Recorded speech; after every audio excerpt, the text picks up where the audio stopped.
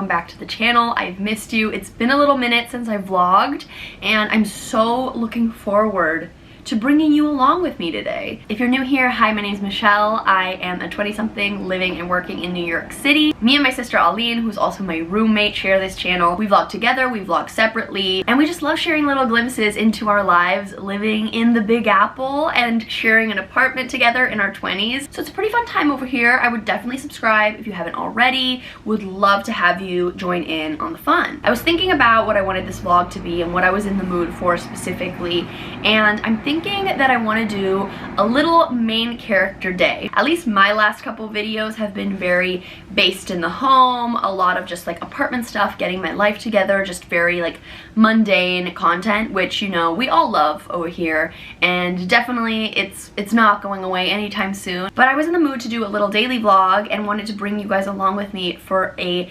day of just romanticizing my life a little bit, of just having fun. I know it sounds kind of silly, but I feel like the month of February has been kind of just like a weird month for me. I usually love February because it's my birthday month. I just turned 29. Happy birthday to me. This month was just a little bit off because I ended up getting sick. We were consistently testing negative for COVID, but we had just like this intense cold that knocked us out for, Aline was like out for like 2 weeks. I was out for like a full week. And I also, this last week, have just been having a lot more anxiety than usual. I've been pretty open about my mental health and struggling with anxiety. I'm on a new medication. I've been on it since, I want to say, December, and I just don't know if it's the right one for me, because honestly this last like week and a half I've just been having a lot more anxiety than usual. I've had multiple panic attacks, and if you struggle with anxiety, if you have panic attacks, you know that like having a panic attack will like wipe you out for the next 24 hours. Like you just don't feel like yourself. You feel really like depleted energy wise. You feel really like panicky and sensitive, and just overall like your mood is down. But I'm feeling really good today. The last couple of days I've had really good nights of sleep, like very like high quality sleep. I've been back in my routines of like journaling in the mornings, reading at night, and trying to like get outside and work from coffee shops and things like that, just to get a little bit more face-to-face human interaction, get fresh air. And so I'm feeling a lot better today, and all I'm in the mood for is just to treat myself to doing my favorite things. If you watch my New Year's like reset video, you would know that I'm doing a bingo card for 2024 versus more structured resolutions. As much as I definitely have goals for the year, I mainly am trying to focus on this bingo card that I've chatted about a little bit. And one of the things on my bingo card was to eat at Cafe Sabarsky, and Cafe Sabarsky is also right by the new gallery across from the Met. And I've been wanting to do like a little day. Today's a really like gloomy day, it's really slow, so I'm actually going to do a little walk through the park over to the east side. One of you actually let me know that there is a Gustav Klimt landscape exhibit currently at the new gallery, and that's just right up my alley. I love landscapes. You can clearly tell by a lot of the art in my apartment. I love any art that features nature, so I love landscapes. And then I'm a huge fan of Klimt as well. I mean, who isn't? I don't think that they allow photos, so we'll see if there's any moments that I can capture in the space, but we're gonna bring you guys along regardless. This is my artist date for the week. As you know, I've been doing the Artist's Way, which is basically a self-led course on rediscovering and reconnecting with your creativity. So this is my little artist date for the week, is going to this exhibit. This is definitely an activity that like my perfectionism brain would like try to save for like the perfect moment, but you know, I have the time today to just do like a couple hours out and about. I think it's gonna be a little bit slow, it's not gonna be as crowded, and I'm trying to be better about reminding myself that I can really do this type of thing whenever I want, and I don't need to save it for like the perfect moment, and I don't have to save it for when I have someone to go with. I can go do it by myself and still have a really nice time. It's just gonna be such a nice main character day of going to see art, going to like connect with the city a little bit, and do something that I really enjoy and just have a little bit of fun. Kind of like embracing our inner child and just doing things, doing activities that we're really craving, and then we know that like our inner self has been really like itching to do. So I'm really excited. Come along with me. Sorry, that was like a little rambly intro, but it was also a catch-up because we've been long overdue for a little catch-up moment. I really want to show you guys my outfit because I'm really proud of it. I'm hoping you can see most of the outfit. I still have to put shoes on, but I really like how this looks layered on. I recently bought this cashmere turtleneck sweater at Everlane. They were having a sale. I think it still might be on sale, and I've been thinking about it for a few months now. I feel like I have a lot of black fitted turtlenecks, but I don't have a black turtleneck sweater, and it's definitely a gap in my wardrobe, and I feel so validated in this purchase because I've been wearing this sweater. I've already worn it like 3 or 4 times a week this week, and I love it. I feel like it's really just like completed my wardrobe in a way, and it's just so beautiful. I honestly love how loose and slouchy it is. I think it looks like so effortlessly chic. I have it layered over this little linen dress from J. Crew that honestly looks so cute as a little skirt moment. I'm loving this combination. And then I have some fun red tights from Target on, which I love this little pop of color. I'm still like loving red. I don't think red is a trend for me. I think it's here to stay. It's a staple. I think in the color analysis research that I've done, I'm a winter, I think. I'm not 100% sure. Maybe I'm not, but this is definitely like a tone of red that pairs really well with like my hair, my skin tone, and just like I think looks pretty good on me. For accessories, I'm keeping it pretty simple. I have these little gold hoops on. These are the editor hoops from Missouri, and I also have this little vintage watch that I got at the Chelsea flea market that I think is so cute. So such a nice little like simple accessories. I think I'm gonna wear my Vagabond Shoemaker loafers today because they're actually like surprisingly really comfortable for walking, and I think it would look really cute with what I've gone on today. So that's the outfit of the day. Let's get the day going. I saw a girl on TikTok say, I know we're killing each other over the Stanley Cup, but have you ever tried using a Bon Maman jar? So I'm gonna use a Bon Maman jar for my water today because usually when I'm out and about, I'm not like that thirsty if it's just for like a couple hours, but this is like the perfect amount of water, so I'm gonna throw this in my bag. We're gonna stay hydrated with this Bon Maman jar. I think I might use this like Ziploc because I've never done it before and I don't want it to leak on my book, so I'm gonna do this just in case, but it seems like pretty sturdy.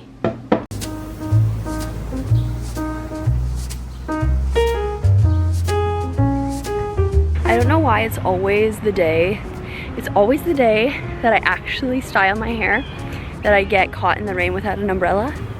It doesn't happen often because I'm such an umbrella girl, but every single time, it's gonna be a day I don't have an umbrella and I've actually done my hair.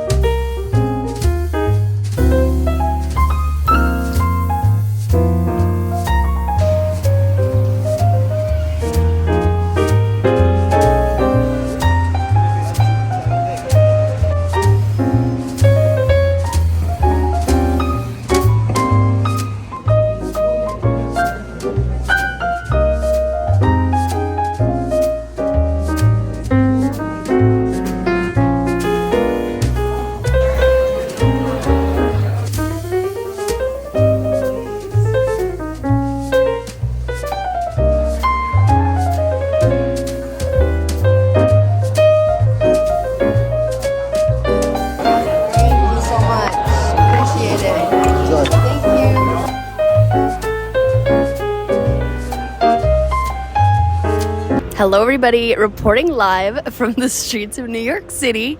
I had a really nice time, a really nice solo date. The mansion that both the new gallery and Cafe Sabarsky are in are also so beautiful. Like the architecture and the interiors are so impressive. I feel like I kept getting in trouble. Like I'm gonna use in trouble very loosely, but I feel like I kept getting told off by the security guards. I told you guys I didn't know if photos were allowed. I was unsure. I took a picture and then I was told that there are no photos allowed, and so I was like, okay, cool, done. I didn't know, wasn't sure. I had suspected it, but I didn't really see any signage in the room that I was in. Immediately after I was told off for taking pictures, which, you know, fair, that's the rules, and I honestly respect it. We love a limited phone experience, but right after, another security guard came up to me and told me that I was leaving a trail of water around the entire room and that my bag was dripping and was asking me if I had any liquids, and I told him that I poured them out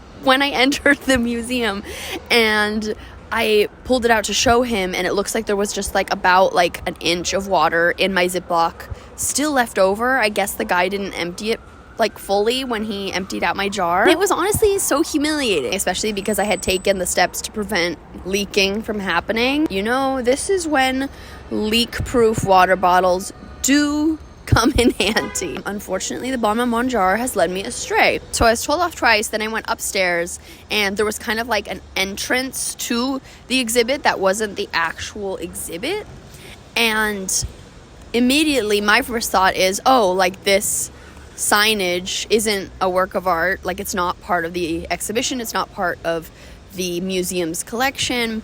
So I thought it would be okay to like take a few quick pics. I should have had those 2 strikes be my warning, because of course someone else approached me, told me it wasn't allowed. I should have just honestly just never taken my phone out to begin with. I should have just used it as an opportunity to have a phone free experience. I was trying to, you know, be a good content creator and get some shots, but that definitely is not the museum to do that. So if you're visiting, here's your sign to just keep your phone in your pocket the entire time and just enjoy the art, because the art was amazing. The landscape specifically, like some of the most beautiful artwork I've ever seen, and really just like seeing them in person versus seeing them on a screen. I'm gonna include some pictures from the internet of some of the pieces that I loved, and there's just no comparing the in-person experience of seeing them, seeing the texture, seeing like the life and the liveliness, the looseness of his brushstrokes, like everything is just, you appreciate it so much more in person. Ultimately, I'm so glad that I went, but I did get in trouble multiple times and it was really stressful. But even when I wasn't getting in trouble, the vibe of just both the clientele and like the massive amounts of security guards in the space were just giving a very tense energy. It was kind of stressful as a solo date, I will say. I usually find museums to be such an enjoyable experience by yourself, but this was a little bit anxiety inducing. And then on my way out, I wanted to get into the line for the cafe, and then another security guard was like, the line's outside, but you can also go to our lower level cafe. And I was like, I don't want to go to the lower level cafe. I want to go to the actual restaurant. If I'm going to be paying that price tag, I do want the experience of the ambiance. That's the reason why I'm there. I did check out the lower level cafe, and it is totally fine. Like, it is definitely more of a museum cafe in style, but it's still cute, and they serve the exact same menu. So if the wait happens to be too long, if you go to visit, you can always do the lower level, and I would say it's totally fine. I read some reviews that said they waited like 45 minutes to an hour, and I would not do that. I would definitely have gone to the lower level cafe if that was the wait, but I only waited for about 15 to 20 minutes. So I had the security guard tell me that the line was outside, so I went outside and there was no line. So I asked the security guard who was watching the door where the line was, and he was like, oh, it's inside. And so then I go back in to line up, and then a security guard stops me and it's like, you need to go through security before you come back in. Then the other security guard that told me to come inside told me I was fine because I was just coming from the museum. I'd already gone through security. But that is so many times to get told off. I'm not gonna lie, I felt a little sensitive. I felt a little dumb. I felt a little bit like when you're a little kid and you get in trouble at school. I felt like a little bit embarrassed, but I tried my best to shake it off, guys. I really did. I feel like a lot of the times I was just like trying to give them more money, and the security guards were really taking their jobs very seriously, which they should, but there were so many of them, and they were ready to lunge at any wrong move. I try to be a positive girly. I try to see the best in things. But was it my favorite museum / gallery? Not really. It was very expensive, $28 for general admission, $18 for students. And yeah, the vibe just felt a little bit not welcoming, so did not love that about it. The exhibition was really beautiful. However, there were a lot of like replicas, and considering we're in New York City and I feel like there are like the originals here within state lines, that was a little bit strange, although I know it was mainly focusing on his landscape work, which was really, really beautiful. And I'm so glad I was able to have this introduction to more of his work through this experience. So that's another pro. The cafe was beautiful. The food was delicious, honestly. I got the bratwurst with sauerkraut and these potatoes, and they were so good, and honestly, it was very filling. So that's huge considering it's kind of like a fancy, expensive restaurant. Sometimes in that territory, the portions are really teeny tiny, but this was so filling. I had fully planned to get like a slice of cake and a coffee, but I was so full, and honestly, again, the vibe was very like, with the line kind of out the door, you could kind of see people that needed to be seated, like staring you down. And when you're one person at a table, there is this like weird feeling of guilt that comes up when it's a very like popular restaurant and they're like trying to move tables really quickly, and there really aren't a lot of options. If you can't just sit at the bar, you have to like sit at a table that fully seats 4 or 5 people. So I did feel a little bit bad, so I was trying to keep it quick. So again, not sure if this was the best solo activity, but I am really glad that I did it. I feel like I did put myself outside my comfort zone. I still had a really nice time, and I did something that I've been meaning to do for a long time, and I didn't have to wait around for another person to do it. Although if I did go back, I definitely would. I think it's a better experience if you're with a friend. That way you have a support system for the like tension of the vibe. And for the dining experience, I think I would totally share the dish that I got, so that I would have room for dessert and then room for like a Viennese coffee or something. I spent around $37 for just an entree, and that includes tip. So that's crazy. Like for sausage and potato, almost $40. No drinks, no dessert. Like, it was a little expensive. So I'm glad I kept it simple today, and I'm still glad I got the experience. I tend to always want to see the positive, but I wanted to give you guys my honest review. Okay, everyone, we're back home, and we're joined by a celebrity guest. Wow.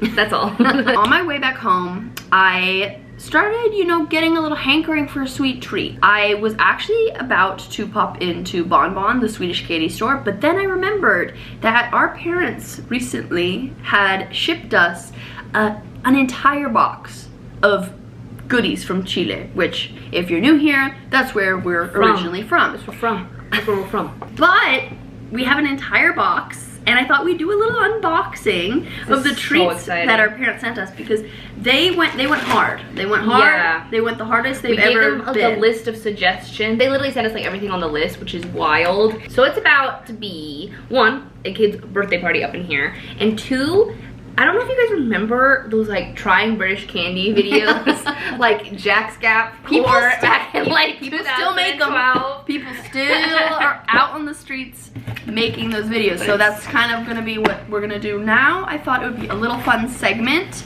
and we haven't vlogged together in a while, so thought it would be fun. Do you want to start? Do you want to kick us off, or do you want me to? I would like to start because there's one item in particular that I would like to speak about, and it's right up here on top. So let me just bring it out.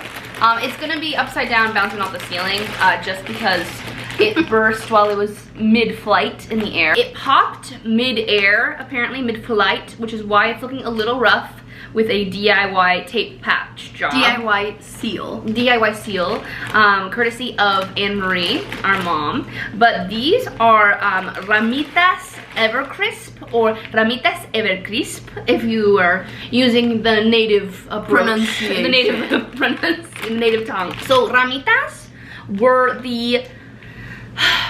I don't know how to explain it. It's like a cross between a potato chip and a pretzel, and also a Cheeto. Like a bread. Like, yeah, I guess a breadstick. I guess they're just little breadsticks, aren't they? Yeah. I guess they're just little breadsticks, aren't they? I can't speak. Yes. You know those like little breadsticks that come in those Nutella to go things? That is an insult to Ramitas though, because those are shit. The only thing I can think of to compare it like in texture is that, but it's cheesy. It's cheesy, and they're thinner, and they're snappier. Yeah, like a snappier, crunchier. They give like that crunch of a chip.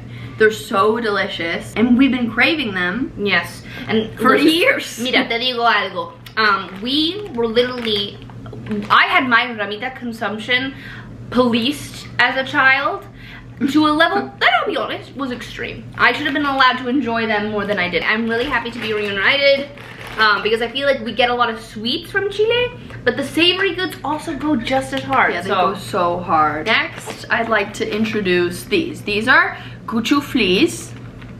Cuchuflis filled with mangkat. I literally was... I don't know if they make cuchuflis filled with other things? I don't think so.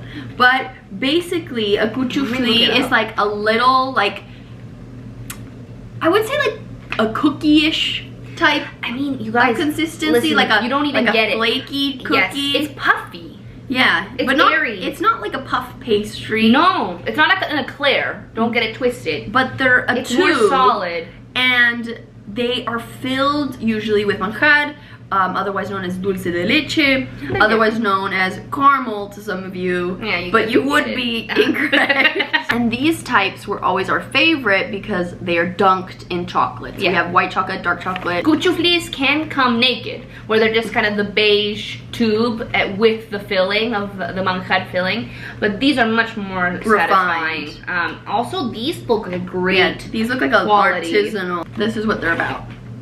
Kind of like a cigar. Yeah, in shape. I think in a different culture they are called cigar cookies. They hit. They're a little waxy. Comes with the territory. The chocolate's a little thin, and the manjar is not as thick as some makes, you know? Yeah, it's a little dry, but it's still really good. Very nostalgic. So these were probably my favorite candies growing up. I had such a ultra sweet tooth. And these were, one, I feel like I remember, who is it? It's pretty, obviously. One, I feel like I have the memory of them being in a lot of like goodie bags at the end of birthday parties. Definitely. Airports, like to buy like singles of, just like a box of them, box of singles. And then also in piñatas. For sure. Because to me, every piñata. yeah, because I really excelled in piñatas growing up and Michelle did not. Piñatas are my worst nightmare. So I would get like a canonically. ton of fucking candy and Michelle would get like 2 sweets if she was lucky. I didn't think it was worth it. I didn't think that the risk. bloodbath. I know for a fact that we're gonna have a goodie bag at the end of this birthday party that will have candy in it. So why am I gonna put myself through hell, through horror, through a house of horrors to get a little bit more candy? Like, it was just not worth it for me. You see, if you was knew what worth you were it. doing, you could It was get worth it a for Aline. lot out of it. So these are sunis. Sunis are a cream of manjar hard sweet. So they're almost like a fudge, I would say. Like a very solid fudge. Galuga is a category of sweet in Chile. And galuga are things that like you can chew. They're usually caramel or chocolate or manjar. Now, manjar we just mentioned when we were talking about the cuchufli. Now, there's manjar líquido y manjar sólido. And this is a solid manjar. So it's a lot more sweet because the added sugar is what makes it solidify. Also, probably how it's cooked. But, so this is solid and it's a lot more sweet than this. But man, they're good. I have nothing else to say. They're just so cheery. I do love them. Michelle didn't like them as much growing up. And Yeah, these were a big they're thing a little for me. sweet for me. Well, I'm not like a huge caramel person. caramel person, Yeah. but I am a marshmallow person. And these are guaguitas, our next item. Guaguitas means babies. They're basically shaped Little babies. like little babies. And they're little marshmallows. They're marshmallows in a variety of like flavors. But overall, I think you should try one. I think they're just probably the same flavor, which is just sugar. I remember them being very dusty. I remember them being delicious. Dame uno. They're like literally shaped like a newborn. Yeah, honestly, they're a little. This one literally looks like a mummy. This one tastes like medicine. I don't love that one. Oh, well, good luck. That's not the bag. Yeah, I'll be honest, guys. This one is a disappointment. Michelle made such a fuss about what we did. I remember them tasting completely different. No, I think it's one of those things that you remember what they tasted like as a kid. they're And so sweet and they're so dusty. You know, What are you gonna do with them? I'll give them to friends. Give them to enemies. No offense to the guaguita community, For but the what we dug incorporate. I loved these as a kid. But as a grown-up, Yeah, with a refined palate. they leave much to be desired. Yeah, the texture's crazy. Off-putting. We got some winners coming up, Yeah, we guys. do. Got some winners. Okay, so these are Tuareg cocoa cookies, and they're delicious. They're basically just like filled with a coconut cream in the middle. Yeah, yeah. Just like your standard. I remember these being nice. Oh, it's still delicious. Yeah. That's actually one of Yeah. the best. It makes sense because these were ones that I remember always kind of being out on a little dish if our parents were having friends over. So they taste exactly like I remember. More fun. Yeah, those are perfect. The coconut is so coconutty. And would you say this is like a Shortbread. shortbread? Yes. So yeah, shortbread cookie with like a coconut cream between. Yeah.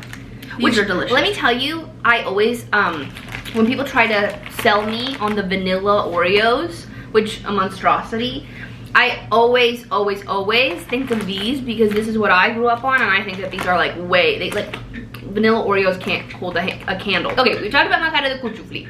We've talked about manjar in the Sunnis, and now these are manjar coco. Now, you might be like, what is going on with chilenos and manjar? And the truth is, nothing you should be concerned about. It's so good. It's a very versatile sweet. Now, this is like manjar sólido, like what I was talking about before, but it's not mixed with any kind of like cream of like the Sunnis. This is more like pure manjar, so it is very sweet, but then rolled in coconut for added flair. Now, do you want to try one? I had two. I really liked them. They are a little chalky in texture by nature, but I do think that they're nice. No, I like them. Yeah, the coconut is great. And then it peels away and you get left with that flavor that I really like. Yeah, it is giving like a little bit of fudge. Love the packaging. Yeah, honestly, it's like, wish I could be her. Branding is strong. When we're talking about candies that I associated with sophistication, like the Tuareg, there was no candy more sophisticated than After Eights. That is like bougie. I don't know if After Eights exist in other countries. I wouldn't be surprised if they are European. Yeah, they must be. Because how did they get After Eight if not?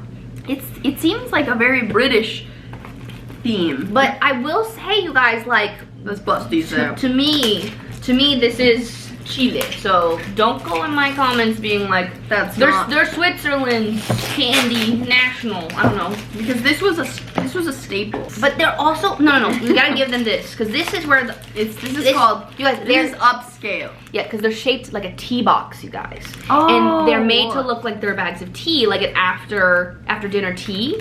But instead, they're mint chocolates. Thin. Look, and with also that refined engraving illustration. This stamp. And then you reveal your chocolate, reveal yourself, and it's the perfect like after dinner mint. It's so light.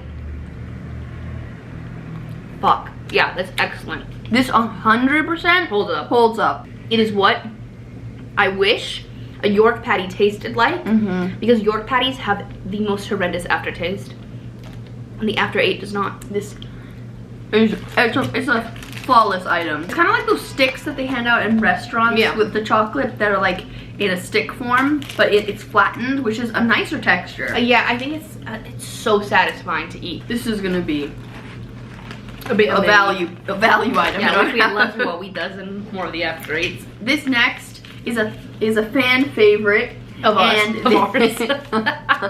And it's one of the most well-known. Is it actually? Chilean sweets, I would say. Well, in all the research that I was doing to think of what should we ask for, this was like on every list. And it's basically milk chocolate with almonds, otherwise known as the household name of Sanenus. With this friendly squirrel. Yeah, this squirrel is again burned in my memory. This is also something that holds up in taste. Like, it's very creamy. Yeah, we're not gonna open it because I feel like we've eaten a lot of things already, and two, honestly, I remember this really well. Yeah, this is something that we have fairly recently, and it's just good chocolate. Like, it's really delicious. And they have whole almonds in it. And the thing about Chilenos is that we fuck with nuts, like, as a concept. Now, don't turn that into some kind of innuendo. Aline's like, get your head out of the gutter. I wonder if this is like a German thing, though. Like, do you think this is like a German candy? Well, you're holding it upside down. Okay, because of the name. This is German. Ooh. It's tough to say. Where does it come from? Should we look it up? But the thing is, though, Chile does have a ton of German influence. I wouldn't be surprised if it's just like an ode to Germany that some South American German relation made. No, classic chocolate from Chile. Yeah, you're welcome. Made in Chile by Nestle. Delicious. 10 out of 10, no notes. We don't need to taste test this for you. It's literally just chocolate with almonds, nothing crazy. But this is another one that holds up. So let's paint a picture. You're going over to your aunt's house. Yeah. And you know this will be served. This will be served with once. Once is the best invention known to man of all time, which is basically instead of dinner, like screw dinner. Fuck dinner is off the table. Dinner's done. What's on the table is tiny breads, pancitos with hams, avocado, cheeses, thick cheeses, jams, best cheeses you've ever butter, had. the best butter you've ever had in your entire life, the best bread you've ever had, and also lots of little cookies and cakes. Basically like a very British afternoon tea type. Except it's dinner time. It's nighttime. It's literally once, which means it's like 11sies. Which is incredible. It's incredible that we have a Hobbit culture. I guess it's comparable to like a coffee cake or like a banana bread loaf kind of style. But it's not banana. And it's not coffee cake. It's just a way to incorporate cake in the everyday. It's like a less fancy cake. It's a casual cake. Look, so they're both cake, but the birthday cake is wearing an elegant gown. Like think of it as cake in a prom dress. And this is cake in jeans.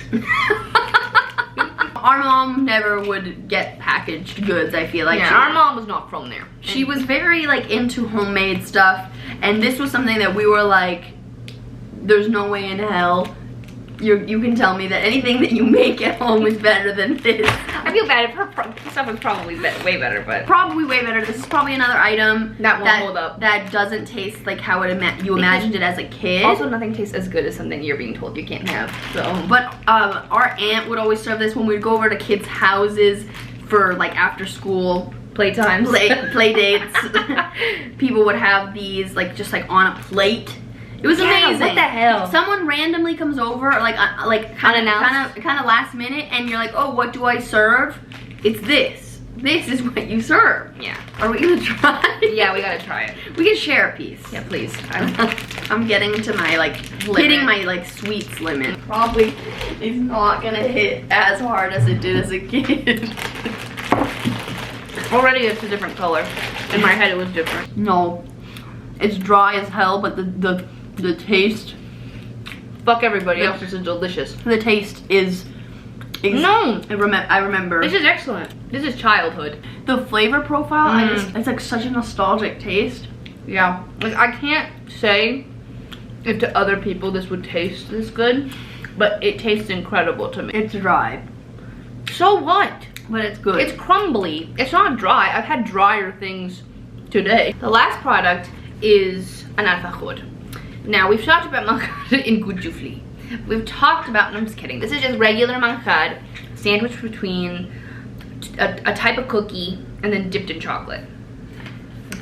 So good. This is another one that we don't even need to try. We always get gifted Lagos del Sur, but here's the truth. We had a cousin growing up who at one point, she started her own business making alfajores artesanal. And they were unbelievable. They are the way that I think about alfajores.